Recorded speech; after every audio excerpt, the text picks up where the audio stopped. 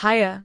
So, a bit of background. My parents got divorced 8 years ago after 25 years of marriage.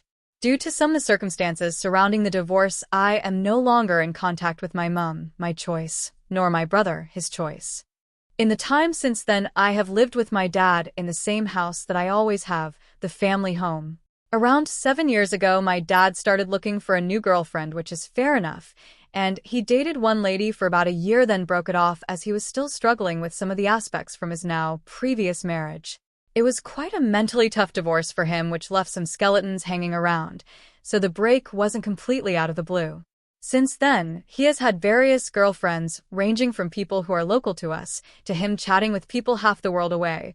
However, more often than not spending 3 to 4 hours a day speaking to people abroad.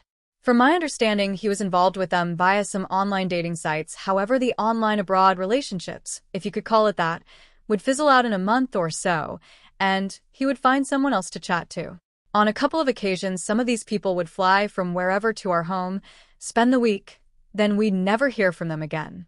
I often would get a couple of days' notice that these people were arriving, and I'd distance myself from Dad and them for the week, as I wasn't interested in getting to know these people. At one point, one of these women stole his credit card without him realizing and booked herself holidays and flights. He only realized it was missing when I listened to the voicemail system on the home phone, and the bank had tried to get in touch with him asking about some rogue purchases. This continued along until 6 months ago. We'd never see these people again.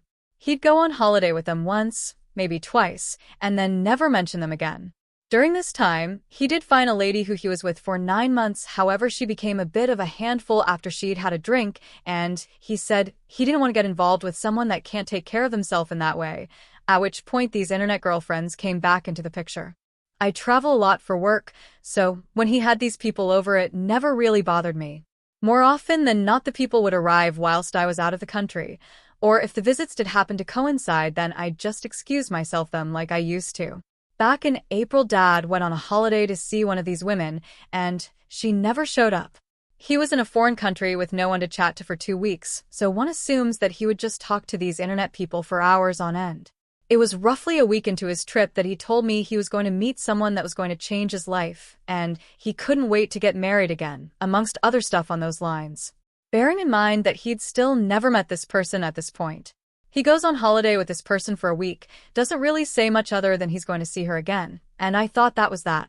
Roughly 2 weeks later, whilst I was abroad, I get an email from our local council saying how nice it was that we had offered to take in a refugee. Asked Dad why I'd got this email, and he said that we would chat about it whilst I was next home. I figured out that the lady he'd most recently met was from a war-torn country, and there was a method of her to get an easy visa, but it involved offering to house them for an undetermined period of time.